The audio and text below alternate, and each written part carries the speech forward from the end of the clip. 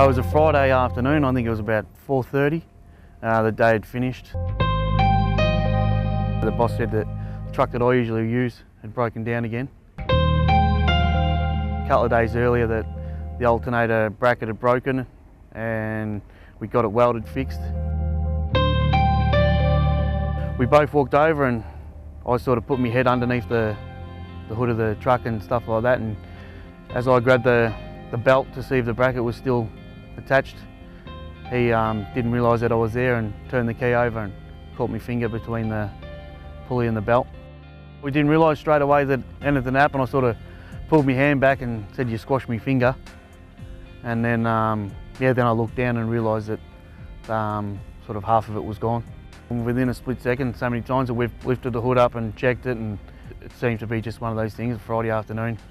But when it first happened, I lost to that part there. Yep. The bone and all that was still there, but all the skin and tissue and that was gone. It had all been ripped off. I was taken to hospital and had surgery that night where they removed the end of your finger, the first knuckle. And I think I was in a cast for 9 weeks. Which then once we took that off, we found that there was another problem with the part of the bone that was still in there was broken and sharp. So they had to go in and operate again and take that part out.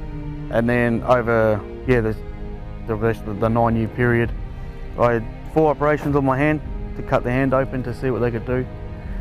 They split the actual finger open 3 times all the way down and peeled it back to see if there was any tendon damage and stuff like that, which they couldn't find. And then after I think 4 cortisone injections and the 6 operations, or the final operation, they took the finger off right down at the base, and that's what's left with now. It was 3 o'clock on a Friday afternoon, and we had 1 lift to go before we were finished for the day. I couldn't quite reach the shackle I had to undo to finish the day off, and we were worried about the traffic, getting out of Sydney at the end of the day.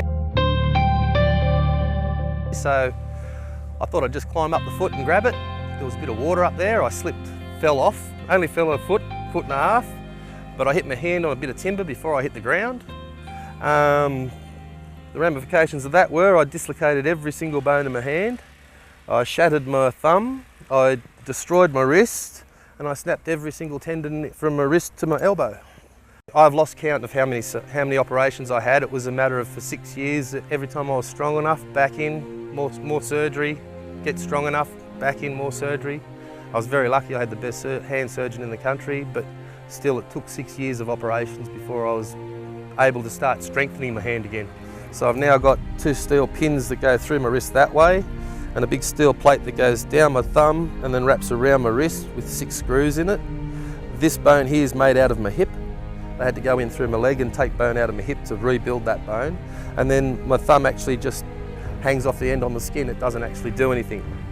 I think we're looking at, it's now about 10, 14 years since I finished the operations, and I'm still trying to get it up to strength.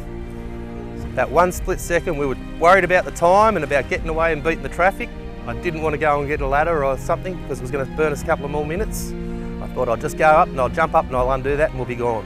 It was just, for 2 minutes, it cost me 6 years, at least 6 years. For 2 minutes time. All I had to do was just get a step or get a ladder, and yeah, every time you watch your mates run out and play football, or you went and saw your mates play in a band, it came back to you every time. I was just trimming up some timber on a table saw. Come down to the last little piece and fed that into the table saw with a push stick. Just started feeding it through like I normally do, and my grip must have loosened up just slightly, and caught a couple of fingers, dragged them through and spat it out, and 2 fingers gone. Yep, just the main 2. Yeah, just on right on the knuckle there. It was just one of those things, just sort of, you know, not concentrating in the morning and bang, and off they come, yeah. It's just affected me, just the day-to-day things, like doing buttons up. Wide grip tools, definitely. I struggle with them, with that hand, so maybe I might have to adjust with the other hand, which sometimes isn't as strong, you know, or I'll have to use two hands instead of just using that right hand, which was the dominant hand before. So I've had to adjust, and now my left is definitely compensated for my right, so I use my left a lot more. It's definitely changed things, yeah, for sure. Just makes me more of aware that what could happen if you just stop thinking for you know, a split second. So I sort of just only have to think about that situation, and it sort of resets me back into sort of you know, safety mode. I'm a pipe fitter, so when I'm doing in the cutter pipe, where a blade is going along and to get the swap in the building up. So I should stop the machine and clean up the swap. But I just same time, and the blade is working on and take a swap off. But the swap is take my gloves and my finger to the bone in the hit by stopper. I can remember really to less than a second to hit the stopper. I should turn the machine off and clean the swap off. The stopper hit is on my bone here, and it's all squashed the bone, or squashed in the break the bone and squash the finger. There's a hit just here in the center. So this bone inside here is broken, and the finger was squashed. I couldn't get pain because I was shocked. There was a ruby jaw, so I went to the Dobie Hospital. Dobie Hospital is not enough to the operation and all that. They organized with St. Vincent Hospital in Toowoomba, so straight through to operation in the same day in the afternoon. Still pin inside, and 3 rings in holding on to the broken bones. It's not gonna straight anymore. Just ignore the rules. I did it. Shouldn't take any shortcut. Do the proper way to do. A work colleague hit my finger with a hammer, a 4-pound hammer. Flat out, yes, didn't hold back. Wasn't actually his fault. It was no positive communication, I'd imagine. The nanosecond after it happened, I didn't feel any pain. I remember that. I remember immediately pulling my hand back and stepping back 2 paces, and it didn't register, the pain didn't register. And I knew that there was something wrong, and I had my gloves on, and when I pulled the glove off, then the blood started to come out, and then I think that's when the pain kicked in. What should you have done differently, or what should both of you have done differently? Probably spoken about the job in length before we actually started it. Although it seemed like a very straightforward thing that I'd done a lot of in my construction career. It seemed like a very simple thing to do. I think you need to it's positive communication with your work colleague, and you've got to get to know them. It's just that one split second where you change something and you could have thought, well, maybe if we did it a different way, or sometimes you think to yourself, oh, well, I've hurt myself, I'll be right in a week or 2 weeks or whatever. But like I said, mine took 9 years. I had 6 operations, and that was just on a finger. I was playing in bands at the time. I was playing first grade football. I used to play indoor cricket.